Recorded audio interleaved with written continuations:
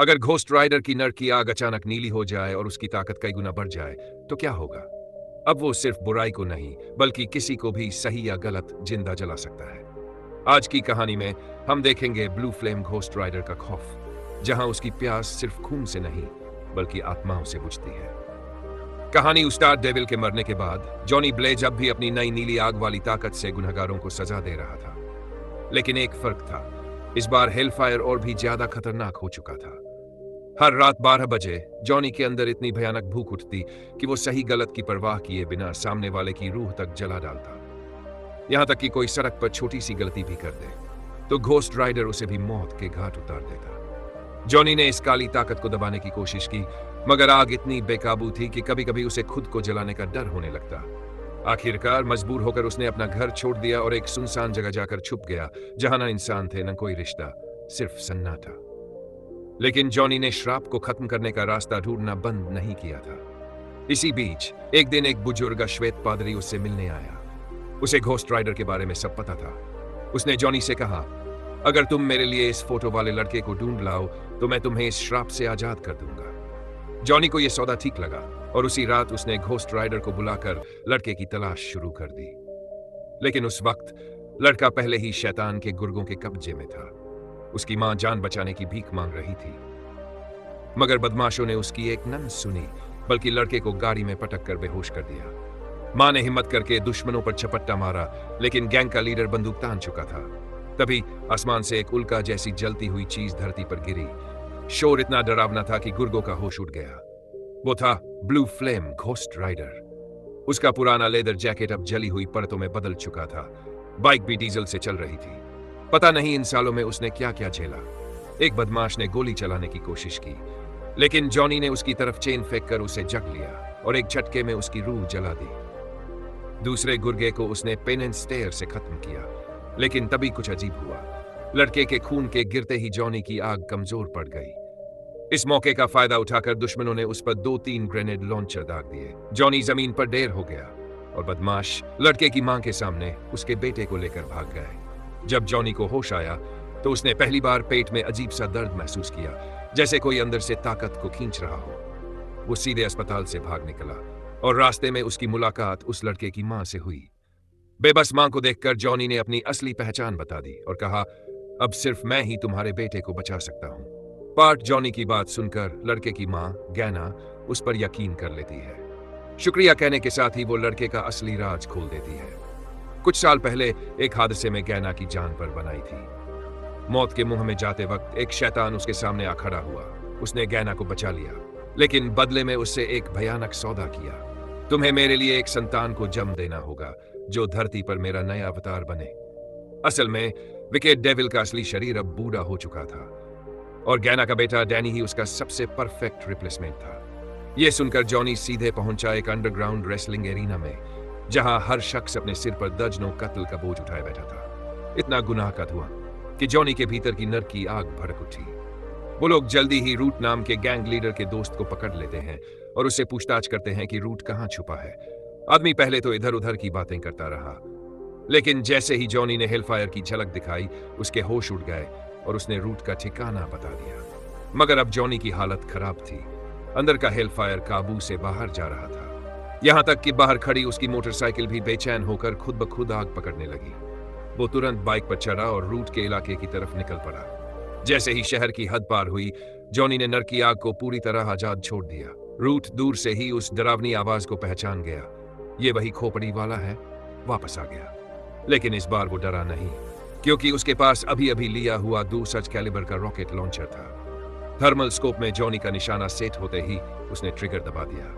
Rocket आसमान चीरता हुआ सीधा जॉनी के सीने में लगा। एक धमाके के साथ हेलफायर की लपटें चारों ओर फैल गई। रूट ने सोचा, काम तमाम। लेकिन अगले ही पल जॉनी राख से बाहर निकल आया, बिल्कुल सही सलामत। अब जॉनी सीधा गैंग में घुस पड़ा। हवा में चेन लहराते हुए उसने एक एक करके गुर्गों को राख में बदल दिया। जो भागने की कोशिश करते वो भी उसकी नजर से बच नहीं पाए। तभी एक गुर्गे ने खुद को बम से उड़ा देने की कोशिश की। जॉनी ने उसे मार तो दिया, लेकिन ग्रेनेड का पिन पहले ही खींचा जा चुका था। एक तेज धमाके ने जॉनी को हवा में उछाल दिया। कुछ देर बाद उसने एक और बदमाश को पकड़ लिया। बदमाश ने डर के मारे मैगजीन खाली कर दी। पर जॉनी ने सारी गोलियां सीने में सोख ली और फिर वही गोलियां उसके मुंह से बरसाकर लौटा दी। रूट अब भी हिम्मत दिखाने की कोशिश करता है, एक और रॉकेट लॉन्च करता है, मगर जॉनी की चालें इतनी घातक थी कि वो सीधा रूट पर टूट पड़ा। इस बीच जॉनी की नजर दूर खड़े स्टोन क्रशर ट्रक पर पड़ी। गोलियों की बौछार को नजरअंदाज करते हुए वो उस पर चढ़ गया और गुस्से में उसने उस पूरे ट्रक को हिलफायर में लपेट दिया। स्टोन क्रशर पर बैठा जॉनी पूरे ट्रक को हिलफायर से ढक देता है। अब वो एक चलता फिरता कयामत का पहिया बन चुका था। धधकते पहियों के साथ वो सीधा पत्थर तोड़ने वाले मैदान में घुसता है, जहां हर चीज उसकी आग की लपटों में जलकर राख हो रही थी।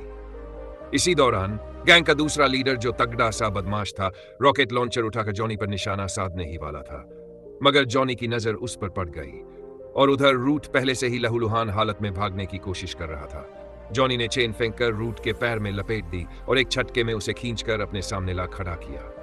लेकिन जैसे ही वो उसे खत्म करने वाला था, जॉनी को एहसास हुआ डैनी और गैना यहां से भाग चुके हैं। अब रूट को छोड़ना ही पड़ा। जॉनी गुस्से में सीधे गैना की गाड़ी तक पहुंचा और बिना कुछ कहे उसे बाहर खींच फेंका। तुमने डैनी को लेकर मुझे धोखा दिया। जॉनी के लहजे में आग और आंखों में मौत थी। वो गैना को खत्म करने ही वाला था कि डैनी ने चीखकर उसे रोक लिया। भले ही डैनी शैतान का बेटा था, लेकिन गैना उसकी मां थी, उसकी एकमात्र अपनों में से एक। और तभी डैनी की आंखों में एक अजीब सी चमक आई। उसने हाथ बढ़ाकर जॉनी की हेलफायर पर काबू पा लिया। देखते ही देखते नर्क की आग बुझने लगी और जॉनी फिर से अपने इंसानी रूप में लौट आया। उधर रूट अब मौत के करीब था। तभी किसी ने उसे आवाज दी। वो था उसका असली मालिक, विकेट डेविल। डेविल ने रूट को समझाया, इतने ताकतवर दुश्मन को हराना एक इंसान के बस की बात नहीं, इसलिए मैं तुम्हें असली अंधकार की ताकत देता हूं। एक ही पल में काली ऊर्जा रूट के शरीर में भर गई। उसकी ताकत इतनी खतरनाक हो गई कि सिर्फ लकड़ी के टुकड़े को छूते ही वो धूल बन गया। जिज्ञासा में रूट ने एक आदमी को छुआ और वो कुछ सेकंड में ही सड़कर राख बन गया। अब शैतान ने सीधा हुक्म दिया, डैनी को ढूंढो चाहे कुछ भी हो। और रूट ने कसम खाई, अब जॉनी को भी इस सरांत की ताकत का मजा चखाऊंगा। इस बीच जॉनी, गैना और डैनी बुजुर्ग पादरी के साथ एक रहस्यमयी चर्च पहुंचे। यहाँ के लोग अजीब थे, कुछ कपड़े नहीं पहनते तो कुछ पहाड़ की गुफाओं में रहते थे। पादरी ने गैना से कहा, यह जगह सुरक्षित है, डरने की जरूरत नहीं। और फिर वो जॉनी को एक अलग गुफा में ले गया। जॉनी हमेशा से जानना चाहता था कि यह हिलफायर आखिर आया कहां से। पादरी ने सच बताया, हजारों साल पहले एक फरिश्ता रासूर को इंसानों की रक्षा के लिए भेजा गया था, लेकिन शैतान ने उसे धोखा देकर नरक में कैद कर दिया। सदियों बाद वो फरिश्ता नरक की आग में जलकर रूह का बदला लेने वाला घोस्ट राइडर बन गया। पहले वो इंसानों की रक्षा करता था, मगर धीरे धीरे उसकी ताकत सिर्फ सजा देने के लिए रह गई। सच जानने के बाद भी जॉनी बस एक ही चीज चाहता था, मैं इस आग से मुक्त होकर फिर से एक आम इंसान बनना चाहता हूं। पादरी ने सिर हिलाया और उसे एक दूसरी गुफा में बंद कर दिया, जहां अब शुरू होने वाली थी उसकी असली परीक्षा।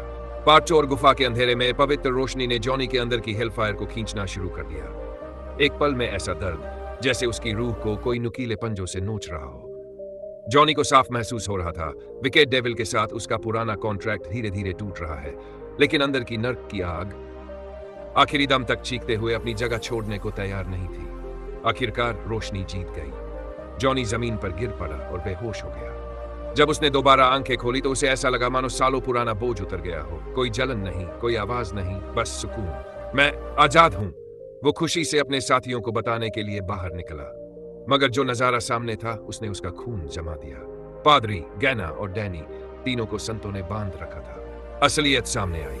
सेंट मास्टर ने सबको धोखा दिया था। उसका असली प्लान था डैनी को मारना, क्योंकि उसके अंदर की काली शक्ति अगर जाग गई तो इंसानों के लिए वो कयामत से कम नहीं होती। डैनी को सीधे एक विशाल ड्रिल मशीन के प्लेटफॉर्म पर ले जाया गया। सेंट मास्टर उसकी गर्दन पर वार करने ही वाला था कि अचानक रूट आ गया। उसने सेंट मास्टर को सीधा डार्क डायमेंशन में खींच लिया और जैसे ही उसका हाथ किसी संत को छूता, वो राख में बदल जाता।